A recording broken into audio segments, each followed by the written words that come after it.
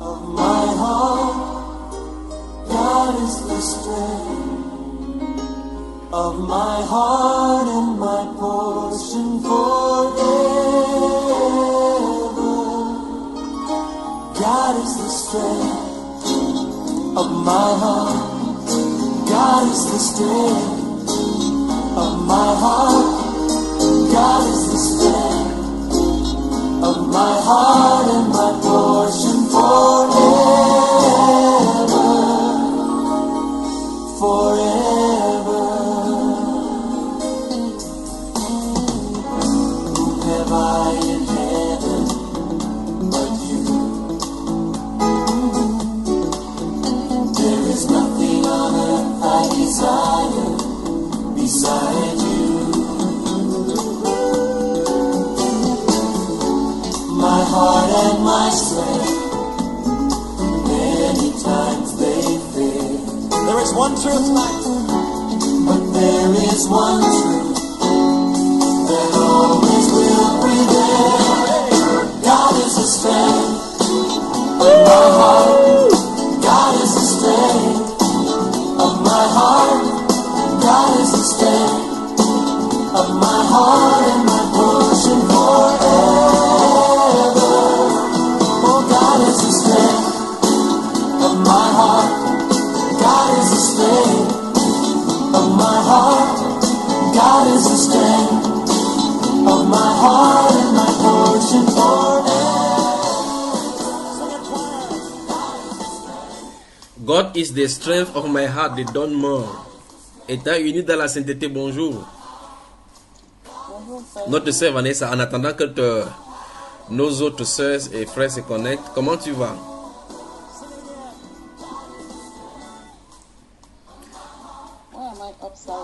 I'm really wondering why you are upside down. Your laptop is a upside down laptop, or your webcam is not at the right position. Yeah, I'm connected on my phone.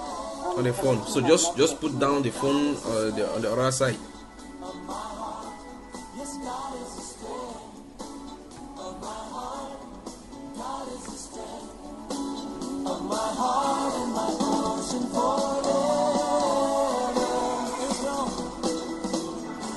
Turning my laptop on.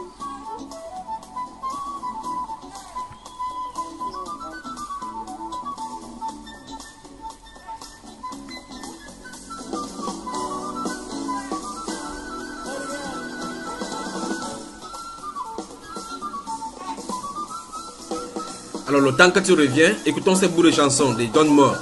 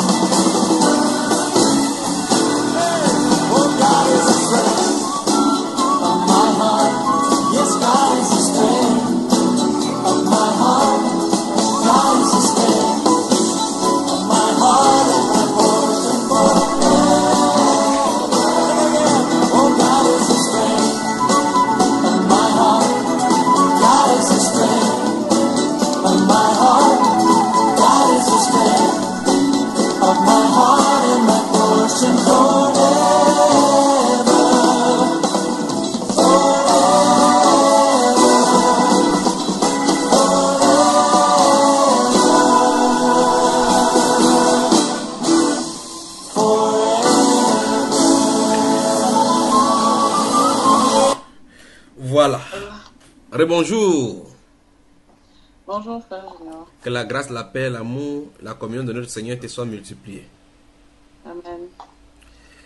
Amen, Alors. amen, amen. Alors, raconte alors. Seems like I'm alone. Tu n'es pas seul. Jésus a dit, je suis avec vous tous les jours jusqu'à la fin du monde, n'est-ce pas? Amen. Well, I was talking about my brothers and sisters. Where are they? Ok. Bonjour, frère, ça fait longtemps, hein? Oui. Anyway.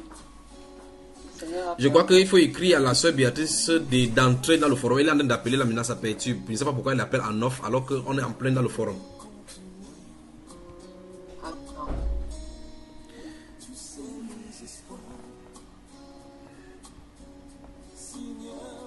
Mes craintes et mes mots sont bien trop petits pour dire tout l'amour que j'ai pour toi. Alors entends mon cœur, mon esprit qui te loue, entends les chants d'amour. Racheté, je prendrai mes faibles mots pour te dire quelque merveilleux tu es. Mais je ne pourrai pas te dire combien je t'aime. Alors entends mon cœur, c'est tout comme la pluie. Les mots pouvaient couler. Et si j'avais l'éternité, je ne pourrais pas l'exprimer. Mais dans les battements de mon cœur, tu entendras toujours. Merci pour la vie, pour la vérité et pour le chemin. Alors entends mon cœur, mon esprit qui te loue, entends les chants d'amour, d'un enfant racheté. Je prendrai mes faibles mots pour te dire quel Dieu merveilleux tu es. Je ne pourrai pas te dire combien je t'aime. Alors entends mon cœur.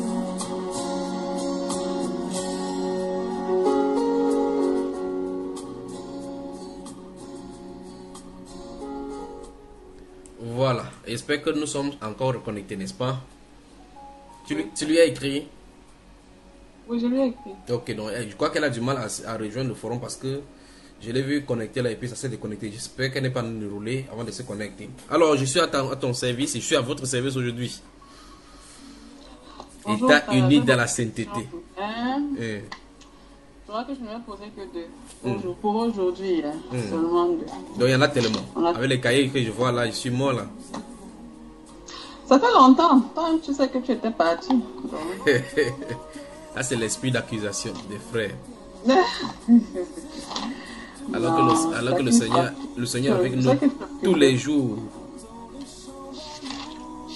Je sais que tu es occupé, je ne t'accuse pas. C'est le Seigneur qui a fait que je remplisse le cahier.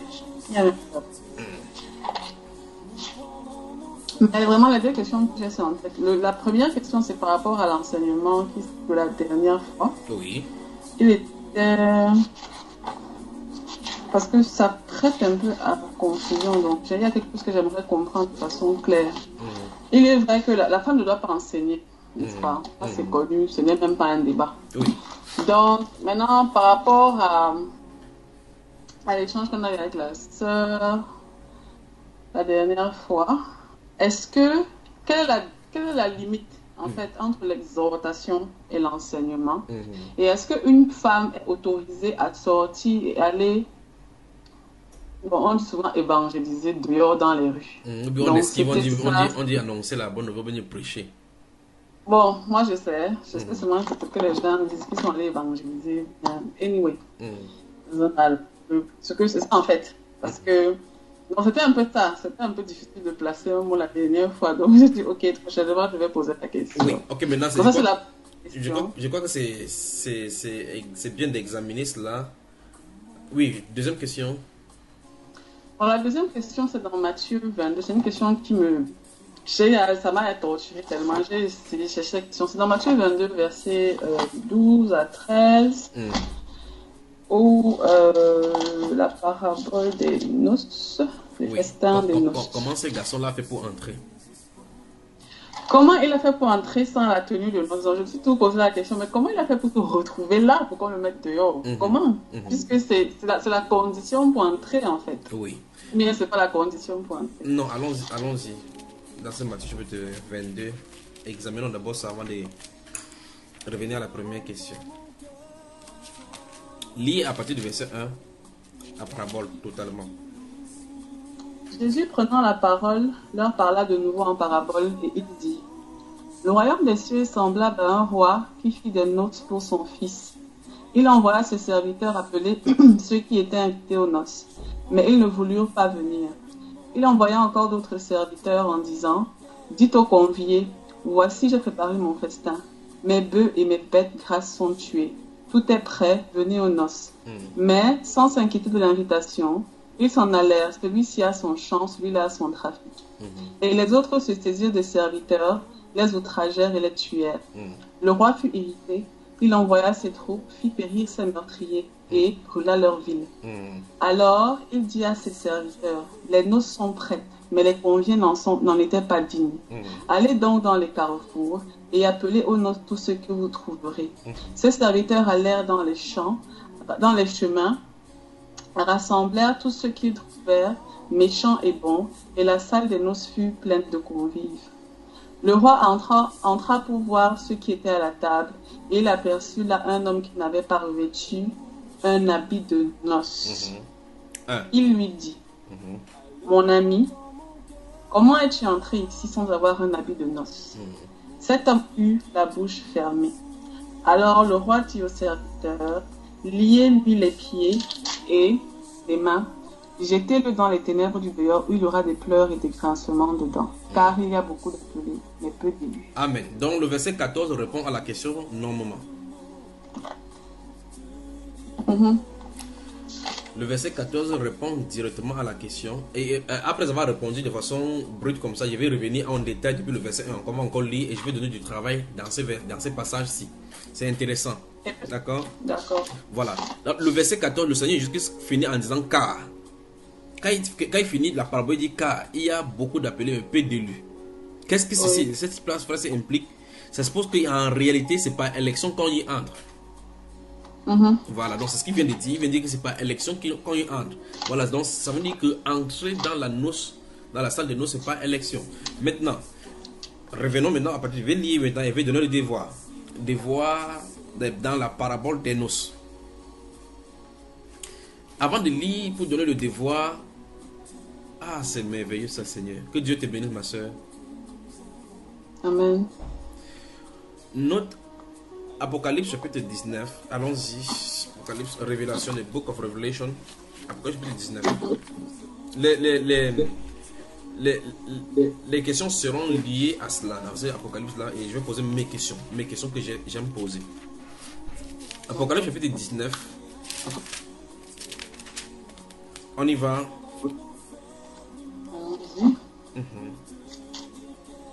Verset 6, 7. Verset 6, 7, 8 et 9. Allons-y. Et j'entendis comme la voix d'une foule nombreuse, comme un bruit de grosses eaux, et comme un bruit de forts coups de tonnerre, disant: Alléluia, car le Seigneur notre Dieu Tout-Puissant est entré dans son règne. Réjouissons-nous, soyons dans l'allégresse et donnons-lui gloire, car les noces de l'agneau sont venues, son épouse s'est préparée. Et il lui a été donné de se revêtir d'un fin lin éclatant pur, car la faim Le fin lin, ce sont les œuvres justes des saints. Voilà. Encore versets 7 et 8. Réjouissons-nous, soyons dans l'allégresse et donnons-lui gloire, car les noces de l'agneau sont venues. Son époux s'est préparé. Oui. Et il lui a été donné de se revêtir d'un fin lin, éclatant, pur, car le fin lin, ce sont les œuvres justes des saints. Verset 9 maintenant. L'ange me dit, écris, heureux ceux qui sont appelés au festin des noces de l'agneau. Puis il me dit, car ces paroles sont les véritables paroles de Dieu. Amen. Donc nous sommes d'accord ici. On fait le même. Ce que le Seigneur dit dans la parabole des noces là, au chapitre 22 de Matthieu. Chapitre 22 de Matthieu, du livre de Matthieu. C'est de ça dont on parle ici, n'est-ce pas? Oui, frère. Voici donc ce que la Bible déclare au verset 7, 8 et 9. Regardez encore. Réjouissons-nous et soyons dans l'allégresse et donnons-lui gloire. Car les noces de l'agneau, les noces, c'est le noce de qui? De l'agneau. Sont venus. Alors, noces ici, ça veut dire ce mariage, non? La Oui, célébration du mariage. Ça veut dire que la célébration du mariage de l'agneau sont venus. Puis on dit son époux s'est préparé. Donc, il y a la noce, la célébration de la noce. Il y a deux êtres qui sont censés se rencontrer dans la célébration. Il y a l'agneau et il y a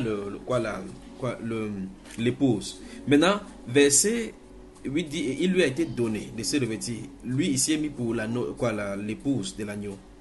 N'est-ce pas? Donc, il a été donné à l'épouse de l'agneau de se revêtir d'un fin lin éclatant pur. Puis on définit ce que c'est ce fin lin éclatant pur. La question maintenant commence. Verset 9 dit, et l'ange me dit, écrit, heureux maintenant cette fois-ci, pas l'épouse. D'accord? Heureux Oui. qui?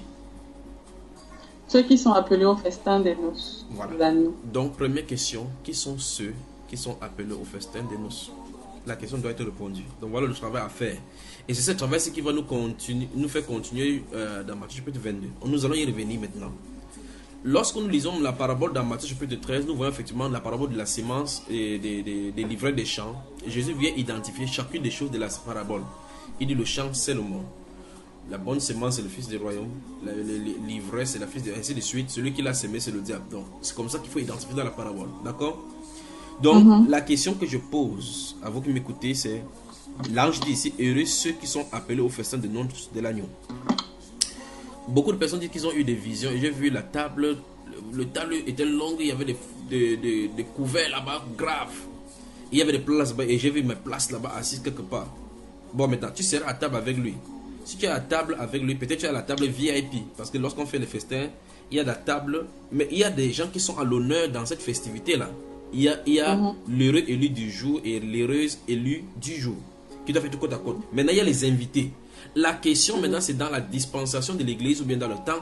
Qui sont ceux qui sont appelés? Parce que ceux qui sont appelés au festin de noces sont appelés pour venir assister à la noce de l'agneau. Donc, il y a des gens qui sont de la noce de l'agneau, qui sont censés être l'épouse. Vous voyez, les gens me posent la question chaque fois que quelle est la différence entre l'église et l'épouse. En posant ces questions, les gens vont comprendre de quoi il est question clairement. Alors, si on est appelé au festin de noces, on se prépare comme ça à l'enlèvement pour pas assister au festin de noces de l'agneau, ça suppose qu'il y a l'épouse seule, il y a ceux qui sont censés assister à cela. Parce que c'est une fête. Et il y a une fête de la célébration, il y a une personne avec une autre personne qui se marie, qui doivent se rencontrer en cette soirée-là. Peut-être il y a même le DJ, il y a un ange qui va animer la musique ce jour-là, il va lancer les cantiques. C'est pas ça, ma soeur.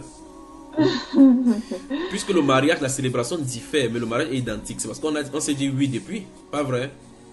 C'est ça. Alors la question c'est, qui sont ceux qui sont appelés au festin des noces? Donc ici, au verset 9 nous dit, et l'ange me dit, heureux, écrit, heureux ceux qui sont appelés au festin des noces. Donc ceux-ci ne sont pas l'épouse, parce que l'épouse là-bas s'est préparée déjà. Oui. Et on parle de ceux-ci comme étant ceux donc qui sont censés assister au festin des noces. On dit que ceux-ci sont heureux. Ma question c'est, qui sont-ils? Quelle est la condition à remplir pour y être? Souvenons-nous du verset 14 du chapitre 22 de Matthieu qui dit, heureux que car il y en a plusieurs appelés mais peu d'élus. Donc nous voyons deux groupes là-bas. Ici la Bible déclare au verset 9, heureux ceux qui sont appelés au festin de noces de l'agneau. Pourtant là-bas on a dit, il y a plusieurs appelés et peu d'élus. Et ce qui est clair, c'est que s'il y a plusieurs femmes dans la salle, il n'y a qu'une seule élue. Ah, c'est magnifique. Est-ce que ce sont les... Comment tu veux déjà répondre? Tu veux que je réponde? J'ai déjà posé la question, c'est la question du travail. Donc je m'en vais dans Matthieu chapitre 22. Je comprends, mais je suis en train d'essayer de comprendre, en fait, peut-être que ça me vient. C'est pour ça que je veux te dire un peu ce que j'ai en tête. Mais je voulais savoir, est-ce que ce sont donc ceux qui vont passer par la grande tribulation? Comment, s'ils passent par la grande tribulation, comment ils vont faire pour se retrouver là-bas? Puisque pendant que c'est la grande tribulation, les noces seront laissées passer. Puisque l'épouse a déjà été enlevée, ce Mais sont dans les... s'ils enlèvent, ils ne peuvent pas attendre que les gens viennent là-bas. Quand ils viennent là-bas, ils viennent célébrer ensemble. N'est-ce pas déjà même qu'à la soirée, dans une soirée, l'épouse n'est pas installée avant d'attendre les invités? Hein, la soeur? Ça dépend. Hein. Ça dépend. Donc souvent, ils viennent s'asseoir dans la salle avant que les invités ne font que venir. Peut-être numéro 1, chacun présente son invitation, ils entrent. Oui, et souvent les invités accueillent les époux. Et ok, voilà. Voilà. Je peux continuer maintenant? Oui, frère. Ah, la soeur, vous avez des bonnes questions en Amérique. Alors, rentrons dans Matthieu chapitre 22. J'espère que ma question a été claire. La question c'est, ok, Qui sont ceux qui sont appelés au festin des noces de l'agneau? Comment, et deuxième question qui est connectée, comment faire partie de ceux-ci? Ça c'est la deuxième question. La troisième question, qu'est-ce qui les distingue de l'épouse, la femme de l'agneau? Encore une autre question. Comment devient-on la femme de l'agneau?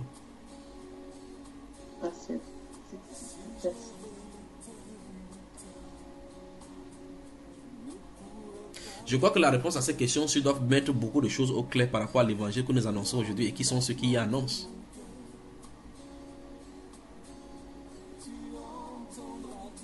Quatrième question, comment devient-on l'épouse? Oui, comment devient-on l'épouse de l'agneau? N'est-ce pas, ma soeur?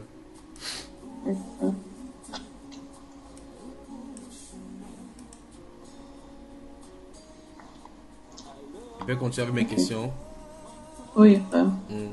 L'autre question, la question bonus, c'est est-ce que quelqu'un peut quitter de l'épouse au festin, quoi, vous appelez quoi, à ceux qui sont invités ou bien ceux qui sont invités au festin?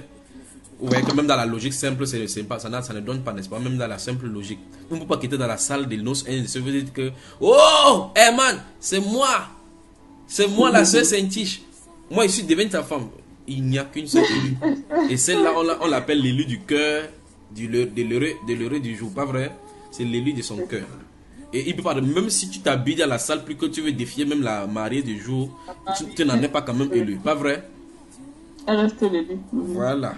Notez Matthieu chapitre 25 encore. J'avais parlé dans plusieurs enseignements d'une brèche.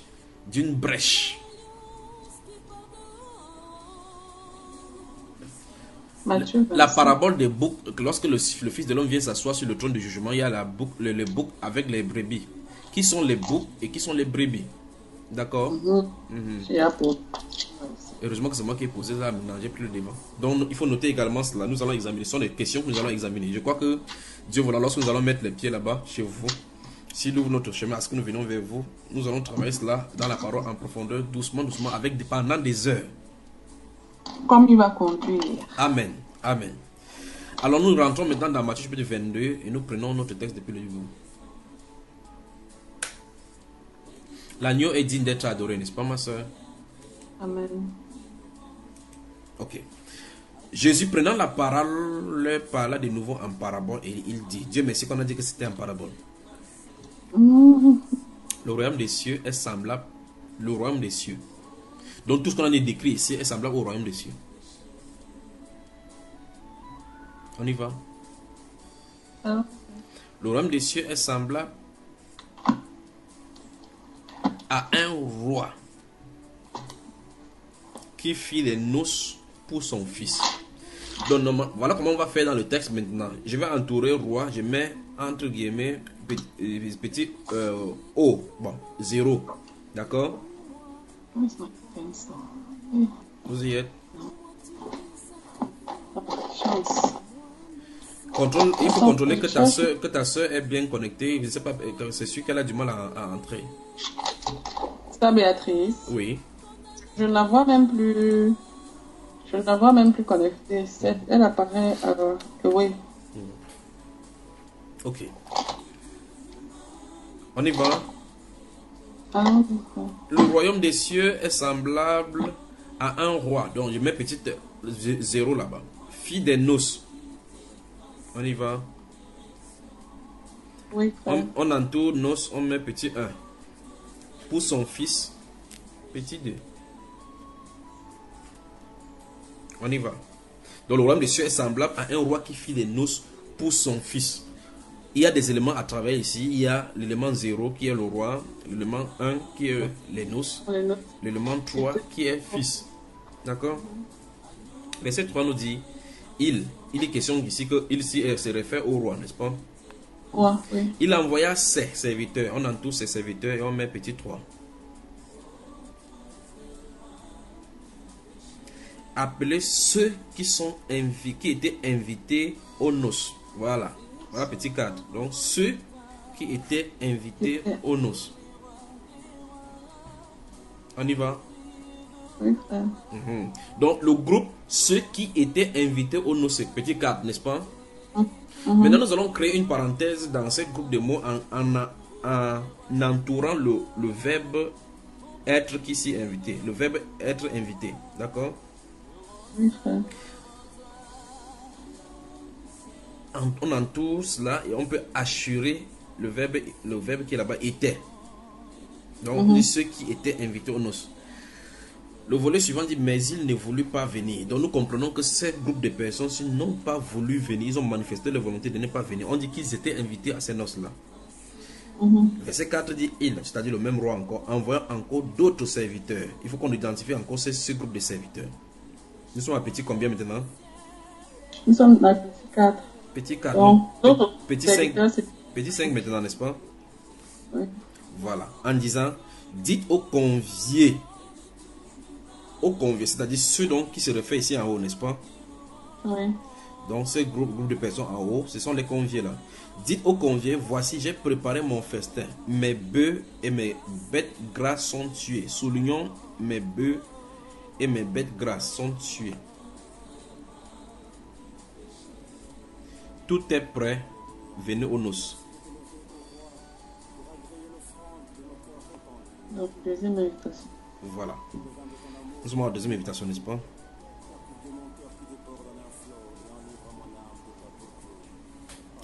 La Bible déclare, verset 5, mais sans s'inquiéter de l'invitation, il s'en allait, celui-ci a son champ, celui-là a son trafic. Entourons champ et trafic.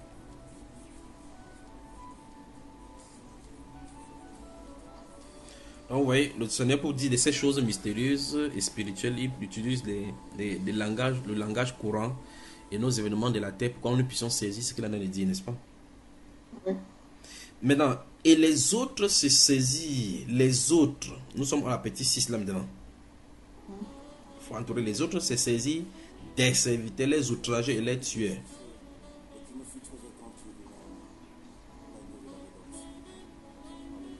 Alors maintenant, regarde-moi ma soeur, avant de poser mes questions. Nous commençons à voir ici que le regroupement des conviés pour la noce de l'agneau a commencé bien longtemps avant l'église, n'est-ce pas? Oui, frère. Pourquoi? Pourquoi tu peux dire oui si facilement comme ça? En lisant ce que nous venons de lire là, nous voyons que les conviés de la noce de l'agneau ont commencé depuis longtemps avant même la venue du Seigneur. C'est ça? C'est ça. Comment peux-tu comprendre ça? Comment, sur quelle base? Je comprends ça en fait parce que le premier appel en fait ce sont ceux qui étaient naturellement conviés, donc ceux à qui tu as pensé en premier, donc le peuple juif. C'est ça que moi je vois. Et ils n'ont pas voulu venir, ils ont refusé de venir. Donc ils ont préféré aller servir d'autres, enfin chacun préférait aller vaquer à ses occupations que de venir, que d'accepter le Fils en fait. De façon simple, c'est comme ça que je comprends un tel affaire. Bon, alors, avant que le Seigneur Jésus-Christ ne vienne, ça suppose que eux, ils ne connaissaient pas peut-être de façon claire, ceux de l'Ancien Testament ne connaissaient pas de façon claire l'objectif du mariage, ou bien le but de pourquoi ils étaient là. Mais comment se fait que le Saint-Esprit révèle ici que les serviteurs qui étaient là étaient envoyés pour les réunir pour la noce. Comment? Ou mieux encore, est-ce qu'on peut voir dans l'Ancien Testament des allusions à ce mariage-ci? Au mariage avec le fils. Oui. Où les gens sont invités. Est-ce qu'ils le savaient? Lisons, faisons un détour là. Souvenons nous sommes au petit 6 qu'il faut inviter. Allons dans le livre psaume là, lisons quelque chose là qui chantait, que les Juifs chantaient chaque fois. C'est merveilleux tout simplement.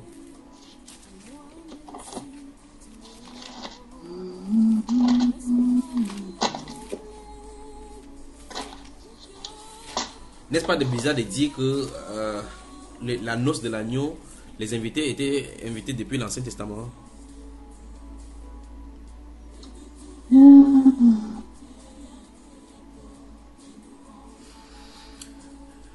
La question c'est, je pose une autre question que vous pouvez noter.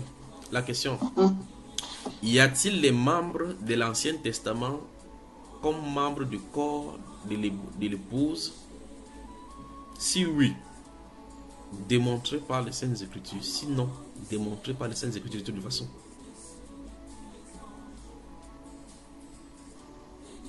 Qui sont de l'épouse. Oui.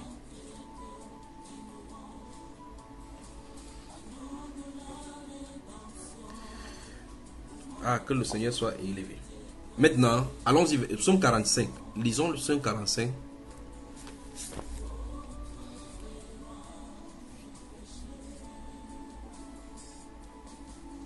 Psaume 45. Non, psaume 45. Oh, 45. Not 47.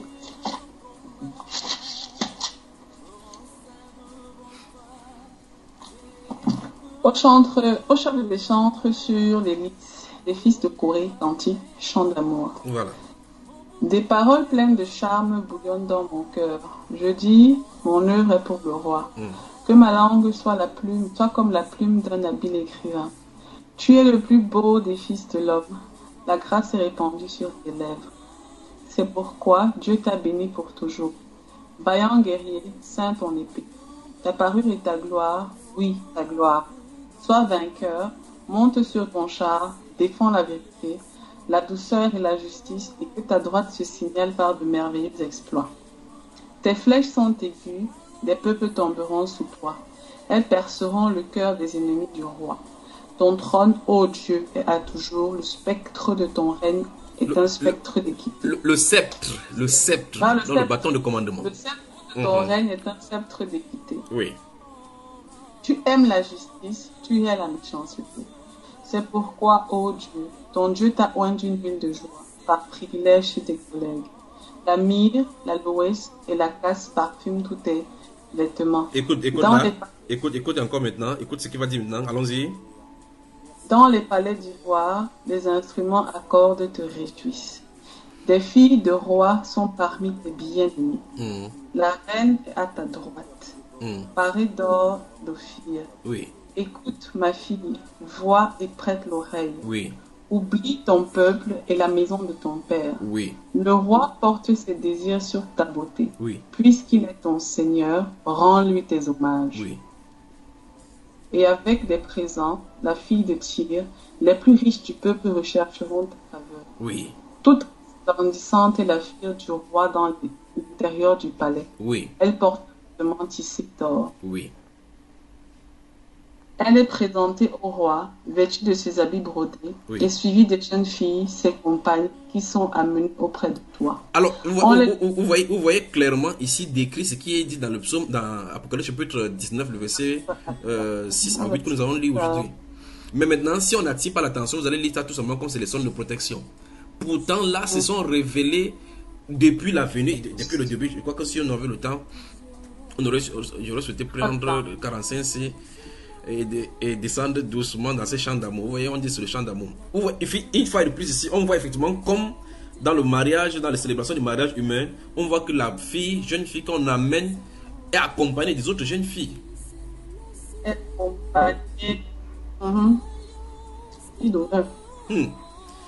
La Bible déclare, verset 14, toute resplendissance est la fille du roi dans l'intérieur du palais. Elle porte un vêtement tissu d'or. Elle est présentée au roi, vêtue de ses habits brodés, et suivie des jeunes filles, ses compagnes. Ces jeunes filles sont ses compagnes, souligne. Église et l'épouse. L'église et l'épouse. Des questions concernant l'église et l'épouse. État est né dans la sainteté. Bonjour et bienvenue. Il dit, et suivi des jeunes filles. On dit ces jeunes filles, ce sont ses compagnes. Vous voyez, des jeunes filles. Elle est suivie. On dit elle. La reine est seule. Cette reine-ci, cette qui est habillée en tissu brodé à d'or là, elle est seule, mais il y a beaucoup de jeunes filles qui la suivent. On ne donne pas le nombre des jeunes filles.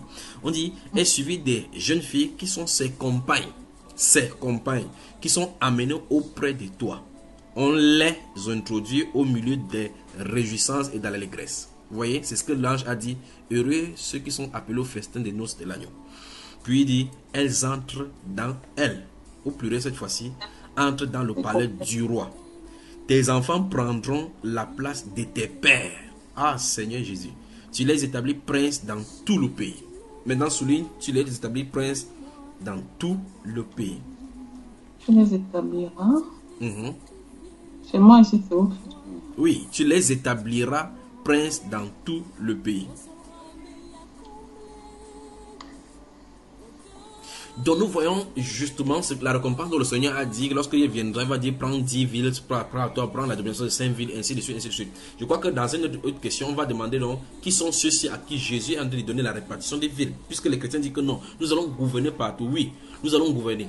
Lorsque par exemple au pouvoir en Amérique, si ce sont les républicains qui, on dit que les républicains gouvernent, mais il y a un homme qui porte la tête des républicains qui domine. Mais ce sont les républicains qui dominent. Donc les chrétiens gouverneront, domineront, mais il y aura des principales personnes qui vont exercer cette domination dans les villes. Qui sont ceux-ci? Ces types de personnes, c'est qui? Qui sont ceux-ci à qui Jésus a dit que prendre la domination des 10 villes, prendre des gouvernements? C'est encore une autre question. Quoi qu'il faudra noter cela. Dans la parabole de Luc chapitre 19.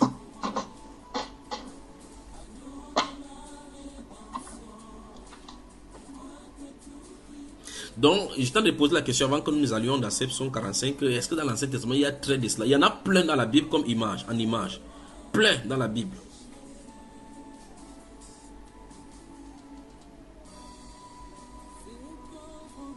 Merci pour ta question, ma soeur. Que le Seigneur te bénisse. Amen.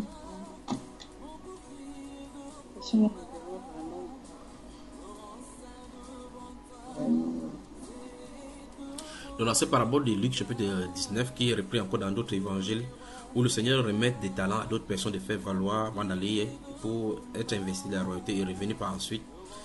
Il revient et des autres ont fait valoir leur talent. C'est encore notre problème là-bas pour celui qui cache son talent. C'est quoi cacher son talent? Et on dit qu'on le jette dans les ténèbres du dehors. Je crois que ce sont des questions qu'on doit examiner. Le mariage de Jésus a des questions, n'est-ce pas? Le mariage de Jésus n'est pas simple, n'est-ce pas ma soeur? Le mariage vraiment. Le mariage de Jésus est compliqué. La révélation de son mariage seulement, parce que là. Vous voyez effectivement que chaque personne doit présenter sa carte d'invitation avant d'entrer. Et dans l'Ancien Testament, ou mieux dans la coutume juive, les gens y entraient. Généralement, on donnait pour que les gens soient en uniforme. Les gens se tenaient là-bas, les mariés se tenaient, ou bien des serviteurs se tenaient pour donner des tissus, vous appelez cela, les habits de noces à tous ceux qui y entraient. Et de telle sorte que la femme était était en uniforme. Comme ça, on ne puisse pas distinguer la classe sociale. Mais il se trouve quelqu'un qui est entré par négociation. Voilà. Donc, je crois que je voulais faire un détour dans l'Ancien Testament pour montrer un exemple de tout ce qui se dit là-bas. Les choses qui sont dites dans l'Ancien Testament sont révélées dans le Nouveau Testament avec des langages nouvelles pour pouvoir mieux expliquer la clarté de ce qui était écrit et codifié dans le langage de Dieu. Rentrons dans notre Matthieu chapitre 22 et continuons dans la question. Nous étions au verset 6. Non, nous étions au verset 6. Oui. Nous avons vu la sixième partie, la sixième petite question qu'on devait entourer, et les autres se saisissent des serviteurs les outragés et les tueurs. Et là, je me suis arrêté pour faire une virgule en disant, nous comprenons par cette phrase, que l'appel à assister aux noces a commencé longtemps avant la venue du Seigneur Jésus-Christ. On continue. Le mariage du Seigneur Jésus-Christ est compliqué. Compliqué.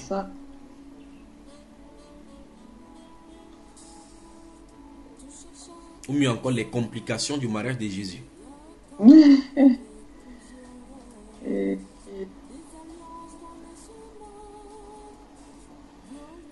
Alors, et les autres se saisirent des serviteurs, les outragés et les tuèrent.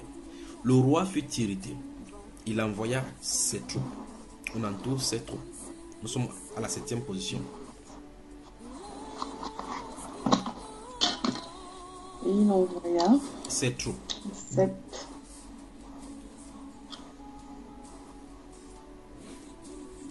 À l'issue des questionnements ou bien des choses qu'il veut donner comme travail, je vais croiser un verset que nous avons lu avec le verset qui pose problème. Amen. Amen. On dit, il envoya ses troupes, fit périr ses meurtriers. Donc nous comprenons que les gens, c'est les autres, au verset 6, qui se sont saisis des serviteurs et les outragés, les tueurs. C'est eux qui sont taxés ici, ces meurtriers. Et brûla leur ville. On entoure leur ville. La ville de ces meurtriers. Nous sommes à la 8e maintenant. N'est-ce pas? Oui. Alors il dit à ses serviteurs. Nous comprenons que les serviteurs avaient été envoyés, ils ont été lapidés, tués et autres, n'est-ce pas? Il envoya ses serviteurs. Alors il dit à ses serviteurs.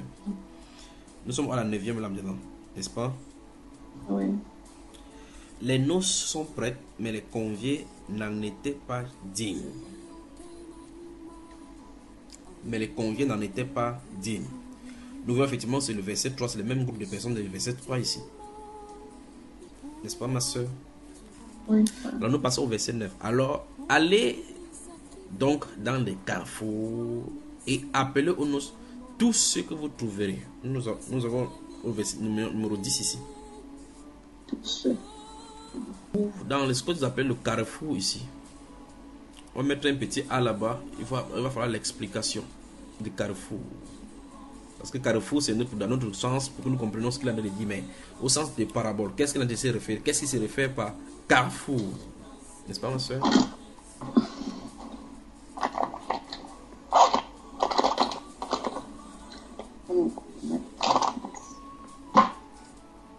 On y va. Oui, frère. Verset 10. Ces serviteurs, ça c'est notre groupe de serviteurs, n'est-ce pas? Oui. Ces serviteurs allaient dans les chemins, rassemblaient tout ce qu'ils trouvaient, méchants et bons. Entourons ici. Il y a un petit B, un examen à faire. Comment on a pu rassembler les méchants et bons? Et quand?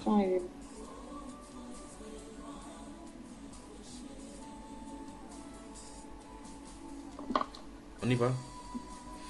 On a tout méchant et bon. Ça c'est petit B. Donc le petit A était le carrefour. Petit B maintenant méchant et bon. Puis on dit et la salle des noces fut pleine. On souligne la salle des noces. La salle des noces.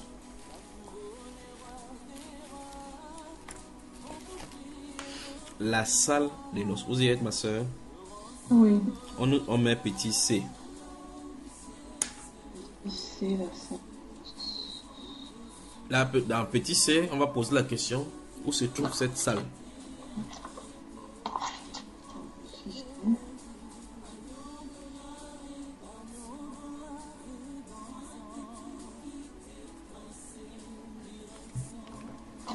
En tout cas, la question où se trouve cette salle-ci, c'est le lieu géographiquement dans la position. C'est-à-dire, est-ce au ciel ou est-ce sur la terre? Parce que initialement, on a parlé des carrefours, de ceux qui sont méchants et bons. Si c'est sur la terre qu'on en a de comprendre ceci, ça veut dire qu'on a pris et convaincu quelqu'un de marcher à pied et y entrer. Ça veut dire que géographiquement, ça se trouvait là-bas. Si c'est au ciel, la question c'est pour tout autre. Qu'est-ce qu'on fait pour que ces gens-ci qui sont méchants puissent quitter de l'état de dimension de la terre où ils sont bons, où ils sont méchants, à pouvoir entrer dans la salle. C'est pour ça que je mets petit A, petit B, petit C, parce que l'explication et les questions qu'on va poser va permettre de saisir au sens propre ce que Jésus est en train de dire. D'accord, ma soeur? Alors, petit C, où se trouve cette salle? Je recommence encore. Le aussi, c'est pour la question géographique de la salle. Ça veut dire qu'on n'a que deux positions. Soit la salle se trouve sur la terre, un lieu où il était construit, soit c'est dans les cieux. Si c'est dans les cieux, ça pose problème au niveau des carrefours, au niveau des bons et des méchants. Comment ils entrent? D'accord, ma soeur? Maintenant, le roi entra pour voir ceux qui étaient à table. Et il aperçut là un homme qui n'avait pas revêtu un habit des noces. Donc, vous voyez effectivement que les questionnements sur petit A, petit B et petit C commencent à jeter la lumière sur cet homme-ci, n'est-ce pas? Parce que cet homme-ci, on ne peut pas répondre à cette question-là sans répondre à le carrefour où on les trouve, le bon et le mauvais, et puis la salle, là où la salle se trouve. Si on parvient à détecter le carrefour, qu'est-ce qu'on appelle pas bon et pas méchant, et comment les serviteurs devaient les faire entrer, on doit poser la question. Ces questions-là vont nous permettre de faire comprendre comment cet homme-ci est entré, qui il est, et ce qu'on appelle pas habit, n'est-ce pas, ma soeur? Puis on dit, il aperçut là un homme qui n'avait pas revêtu un habit de noces. Nous voyons d'après ce passage et le passage qui suit, verset 12, et il lui dit, mon ami, comment es-tu entré ici sans avoir un habit de noces? Donc nous voyons effectivement que l'identification pour pouvoir entrer, pour qu'on reconnaisse que tu étais un invité, c'est uniquement à cause de l'habit. Donc l'habit pose problème. Donc l'habillement pose problème. Donc l'habit du mariage pose problème. Exactement. Il lui a pas demandé, ce n'est pas toi qui avais tué ton maître, c'est pas toi qui avais avorté, il n'a pas posé cette question. Ce n'est pas toi qui avais un jour désobéi à ton parent, c'est pas toi qui avais dit que non, Dieu est court. C'est pas toi. Il a dit, mais comment es-tu entré sans avoir... Donc, le questionnement s'est posé au niveau de l'habit que celui-ci revêtait. Donc, on peut s'étonner avec le roi, comment il a pu entrer. On note le verset 12 avec grand Q, la grande question. La grande question. Alors, toutes les autres réponses et les identifications des éléments 0 jusqu'à 11, je crois que c'est jusqu'à 10 là, lorsqu'on va les identifier, et puis les questions petit a jusqu'au petit c, la grande question ce sera, on pourra dire à la fin ce qu'il fallait démontrer, CQFD, n'est-ce pas? Exact.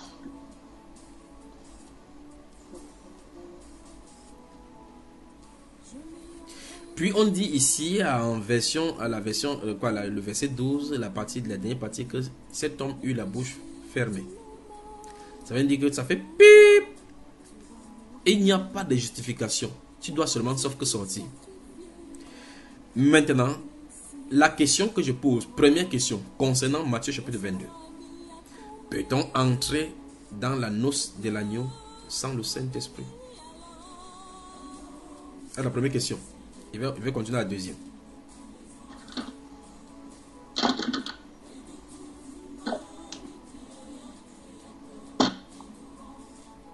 Je continue avec mes questions. Attends, je note ici.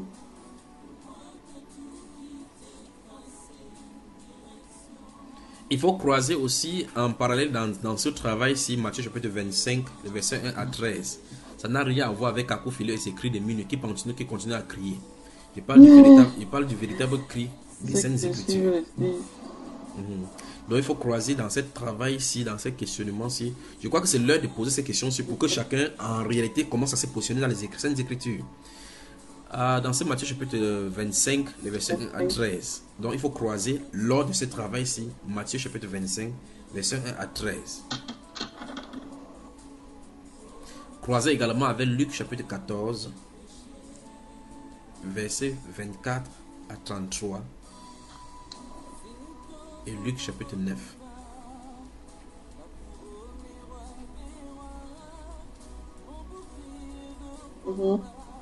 Luc chapitre 9. Luc chapitre 9, la totalité, où il va parler des disciples. On pourrait également croiser les séries de malédictions sur les pharisiens de Matthieu chapitre 23. Donc Matthieu chapitre 1, à partir du verset 1er. Non, Matthieu chapitre 23, à partir du verset 1er. Voilà, les malédictions. Parce que dans l'une de ces phrases-là, Jésus-Christ dit une chose terrible. Il dit que vous empêchez aux hommes d'entrer dans le royaume alors que vous-même n'y entrerez pas. Comment ces gens-ci empêchent les gens d'entrer? On doit se poser la question. Pourquoi ceux-ci qui empêchent les gens d'entrer, pourquoi eux, ils n'y entrent pas?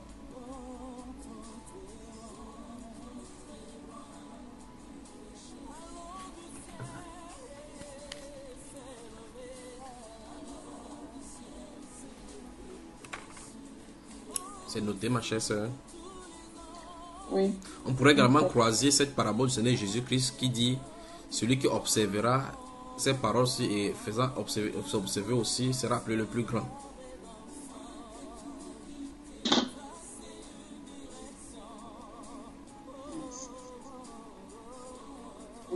C'est ça, n'est-ce pas? Dans Matthieu chapitre 5, non, on croise avec Matthieu chapitre 5.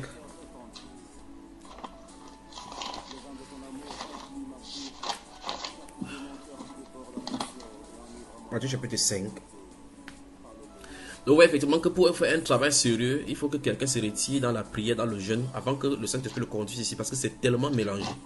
C'est un peu comme quelqu'un qui partirait dans un immeuble à 8 étages où tous les câbles sont démystifiés ou mélangés. Il essaie de mettre son ampoule avec sa petite connaissance pour essayer d'arranger une ampoule. Il va d'abord savoir identifier les fils.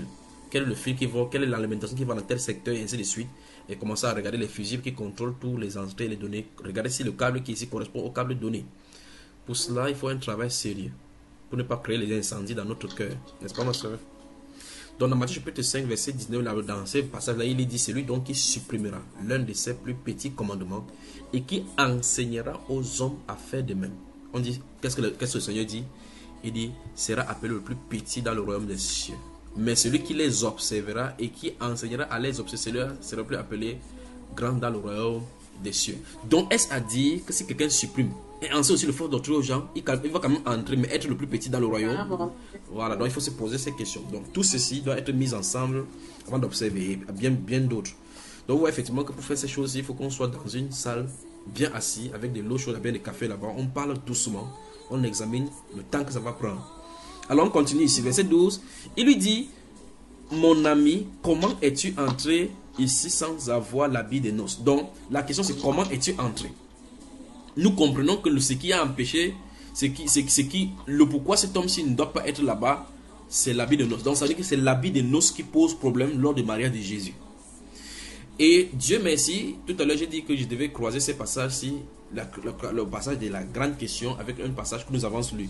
Nous avons lu au chapitre 19, verset 8, que car les noces de l'agneau sont venues et son épouse s'est préparée, il lui a été donné de se revêtir de fin lin éclatant pur.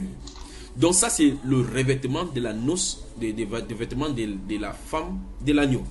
Et on dit que ce vêtement-là, ce sont les œuvres juste des saints. C'est ça. Vêtements, les œuvres juste des saints, c'est ça qui revêt l'habit. C'est l'habit que porte l'épouse. Pas ses œuvres justes, mais les œuvres justes des saints, ça habille l'épouse. Je peux crier maintenant là, c'est merveilleux, pas vrai? Ouais, ça me fait seulement, c'est comme si c'était, plus je pose la question, plus c'est tellement profond que le noir seulement dans tout ça. Puisque là-bas il n'est pas dit que c'est le vêtement là, c'est le vêtement qu'on a cousu, et nous avons lu dans le psaume 45 ici qu'elle est parée de l'habit de l'or brodé. Or, souvenons-nous que dans cet or là est symbolisé par notre foi qui passe par le feu pour briller. Et là on dit l'habit des noces là, ce sont les fins éclatants, puisque ce sont les œuvres justes des saints. Mais les œuvres justes des saints, c'est le vêtement de la femme, de l'agneau. C'est terrible. Et on demande à cet homme-ci que comment lui il n'a pas pu porter cela.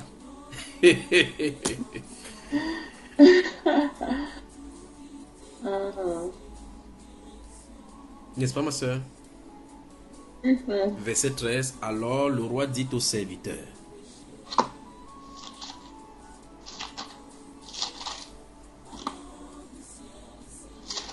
On a tous serviteurs. Ça fait 11e partie.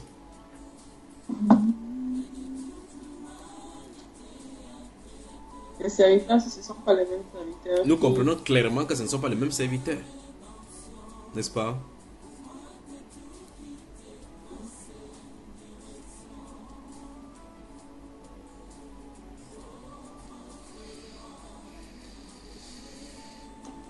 D'accord. Voilà. Alors le roi dit au serviteur, liez-lui les pieds et les mains et jetez-le dans les ténèbres du dehors. On souligne les ténèbres du dehors. Souvenons-nous de la question petit b où nous avons posé le petit c où se trouve la salle. Donc si la salle est en haut et qu'on le balance à l'extérieur, donc ça dit qu'au ciel il y a des endroits où il y a l'obscurité. C'est ça, n'est-ce pas? Et si le jeter dans les ténèbres du dehors, ça veut dire l'exclure dans la salle ponctuelle. C'est-à-dire qu'il était effectivement entré dans la salle et que la célébration avait commencé. Avant que la célébration ne commence, le roi visite d'abord pour voir si les gens sont conformes à lui. Si tel est le cas, la condition, ça suppose qu'au ciel, il y a des endroits, la prison pour jeter les gens. Donc dans le ciel, là-bas, il n'y aura pas ce genre de temps pour voir. On passera pas le temps là-bas pour entrer là, ça pour examiner ceux qui sont entrés. Parce qu'on y entre véritablement de la bonne façon. D'accord, ma soeur? Donc c'est pas ça dont le Seigneur parle. Donc, il n'y aura pas de revue de tout là pour voir comment si quelqu'un est là-bas. Bon, ça c'est une parabole, c'est pas comme ça que ça se passera là-bas. Parce que la Bible déclare que ceux qui entrent là-bas en sont dignes. Amen. Alors la question c'est, qu'est-ce que Jésus est en train de dire ici? Donc en répondant à tous les petits 1, petits 2, petits 3, petits 4, A, B, C, on va mettre tout le paquet. Et Matthieu chapitre 22 sera expliqué de façon explicable. Il dit, les ténèbres du dehors, s'il y a des grincements des dents et des pleurs, nous connaissons par les saintes écritures d'Apocalypse que là-bas en haut, quand Dieu va essuyer les larmes, il n'y aura plus de pleurs, il n'y aura plus de souffrance. Donc là-bas, il n'y a pas ça, dans la félicité. Puis conclu, comme nous avons conclu tout à l'heure, il y a beaucoup d'appelés et peu de lieux. Le mariage de Jésus est compliqué. Ça. Donc il ne s'agit pas de dire Seigneur, je t'aime, je suis ton Seigneur, tu es mon Seigneur, mon Sauveur. Tu dis qu'il fait partie de l'épouse. Christ va nous enlever. Il t'enlève que tu partes où? Tu partes où? Donc ceci touche aussi l'enlèvement. Donc nous voyons là l'enlèvement. L'enlèvement. Donc, dans le cadre du mariage, il y a celui qui se marie, il y a celle qui se marie, il y a des gens qui assistent au mariage. Il y a le père et la mère de la mariée, et les amis même des mariés. Lisons quelque chose dans les Saintes Écritures qui est intéressant. Tu y es, ma soeur? Je suis là, mon frère. Jean chapitre 3, lisons quelque chose.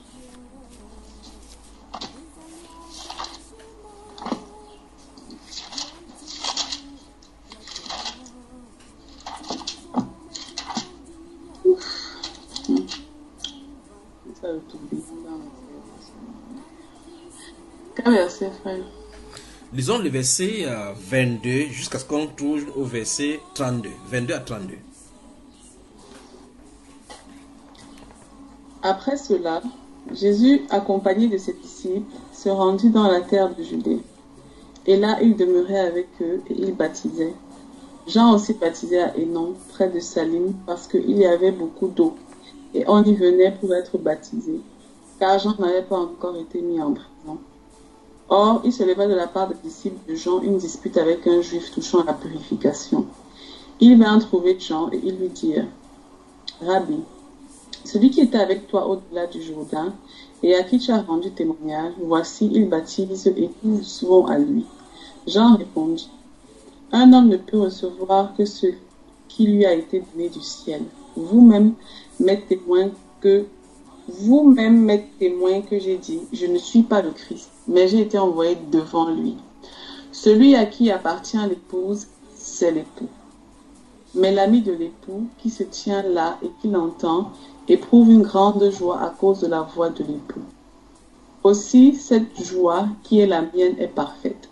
Il faut qu'il croisse et que je diminue. Celui qui vient d'en haut est au-dessus de tous. Celui qui est de la terre est de la terre, Et il parle comme étant de la terre. Celui qui vient du ciel est au-dessus de tous. Il rend témoignage de ce qu'il a vu et entendu, et personne ne reçoit son témoignage. Voilà. Donc le verset 28 dit, vous-même m'êtes témoin que j'ai dit, je ne suis pas le Christ, mais j'ai été envoyé devant lui. Donc Jean-Baptiste était devant le Christ, nous savons tous cela. Mais maintenant, regardez ce qu'il va dire là-bas. Il dit, celui à qui appartient l'épouse, c'est l'époux.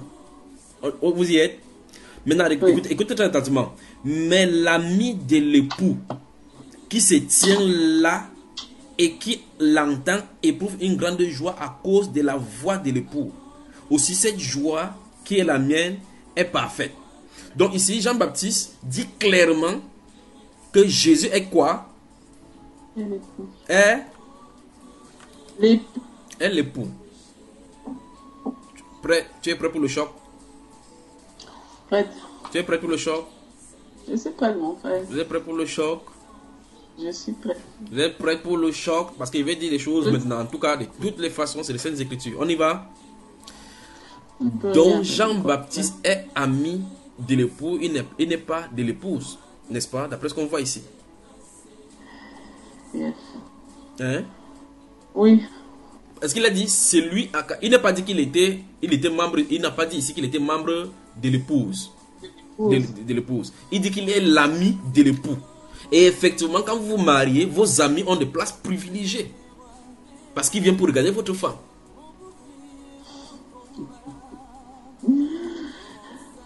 D'accord. On y va. C'est pas encore terminé. On avance. Oui, frère, je suis là, non. Recommence encore. Jean-Baptiste est quoi? Est l'ami de l'époux. Je vous pose la question maintenant. Vous pensez que l'apôtre Paul, l'apôtre Pierre sont quoi aussi? Ces gens-là. Si Jean-Baptiste est l'ami de l'époux, l'apôtre Paul, l'apôtre Pierre, ils sont quoi? Je veux qu'on réfléchisse maintenant dans les Saintes Écritures selon les normes du ciel.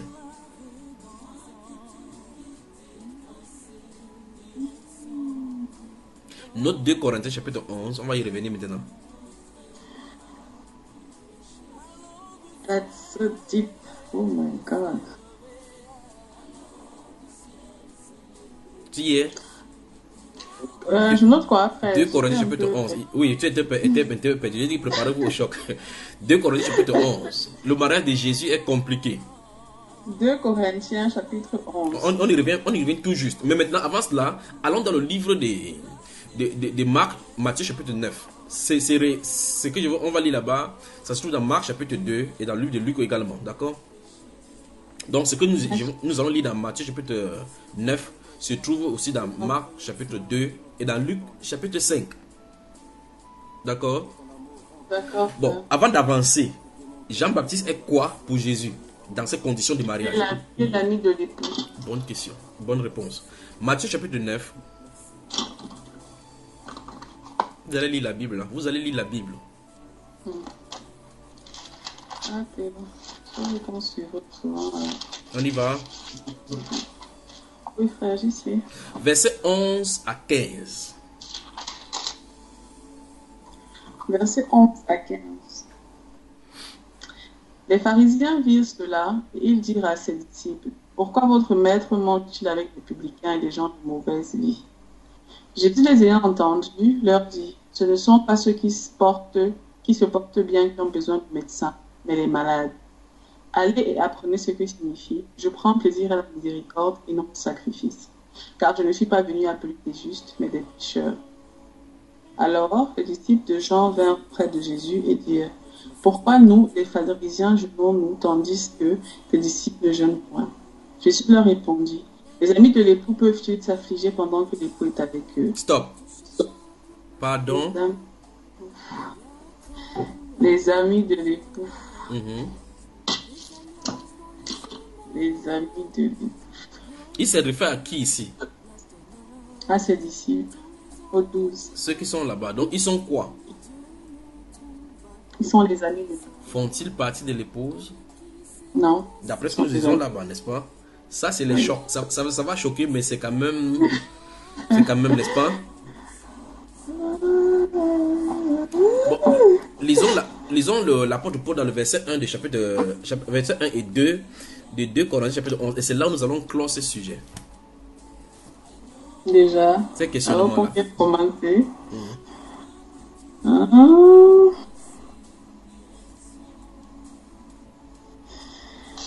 2 Corinthiens 11, verset 1 et 2, tout simplement. Lisons ce que mon grand frère dit là-bas. Verset 1 et 2. Oh, si vous pouviez supporter de ma part un peu de folie. Mais oui, supportez-moi, car je suis jaloux de vous, d'une jalousie de Dieu. Oui. Parce que je vous ai fiancé à un seul époux pour Stop. vous présenter à Christ comme une vierge. Attends. Là, ça pose problème. Qui écrit ceci? Qui n'est pas fiancé, c'est l'apôtre Paul. Et lui, son rôle, c'est de faire quoi? C'est de fiancer C'est de fiancer. à l'époux. Et qu'est-ce qu'il va faire? Ah, Qu'est-ce qu'il va faire? Quand Christ viendra, il va là? il présente l'épouse, il présente... je suis un peu embrouillée. Il va présenter l'épouse En fait, il présente à la l'époux. fiancée Voilà. à l'époux. à Bonne, Christ. alors, éteigne dans la sainteté, bonne journée. Non, pour ma femme. Pour moi tout est sacrifié. Pour moi, merci, tu es mort. Toi seul rami à combler le cœur condamné alors. Du ciel s'est levé au-dessus de tous les anges et de toute l'humanité, un créateur qui nous range. Agneau de la rédemption, pour moi t'as tout quitté, tracé une direction. Oh, trop très loin du péché. Alors du ciel s'est levé au-dessus de tous les anges et de toute l'humanité, un créateur qui nous range. Agneau de la rédemption, pour moi t'as tout quitté, tracé une direction. Oh, trop très loin du péché.